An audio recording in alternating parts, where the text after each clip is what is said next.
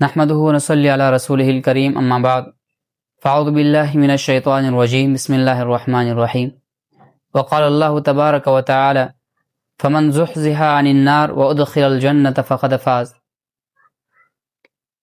اللہ تبارک و تعالی کے ہاں کامیابی کا معیار کچھ اور ہے اور بندوں کے ہاں کامیابی کا معیار، کامیابی کا پیمانہ و ترازو کچھ اور ہے۔ اللہ تبارک و تعالی فرماتے ہیں فمن زحزح عن النار، جو جہنم سے بچا لیا گیا، وادخل الجنۃ، اور جنت میں داخل کر دیا گیا، فقد فاز، تو فرمایا یہی شخص کامیاب ہو گیا۔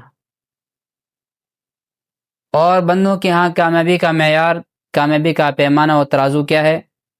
وہ یہ ہے کہ کسی کے پاس مال دولت آ گئی، کسی کو شہرت مل گئی، تو دنیا والے اس کو کامیاب سمجھتے ہیں۔ اب یہاں دیکھیں، اللہ رب العالمین جب کسی بندے کو کامیابی عطا فرماتا ہے تو اس کی نیت کے مطابق کامیابی مل جاتی ہے۔ کچھ روز پہلے انڈیا کے اندر جو مناظرہ ہوا مفتی شمائل صاحب اور مشہور ملحد جاوید اختر کے درمیان، اس مناظرے کے اندر رب العالمین نے مفتی شمائل صاحب کو کامیابی عطا فرمائی ان کی نیت کے مطابق۔ نیت یہی تھی کہ رب العالمین کا کلمہ بلند ہو، نیت یہی تھی کہ اسلام کو فتح نصیب ہو۔ ایک اینکر مفتی شمائل صاحب سے سوال کرتے ہیں، اب یہاں سے ان کی نیت کا اندازہ لگائیں، اور کہتے ہیں کہ آپ کی سکسیسفل اور کامیابی کا راز کیا ہے؟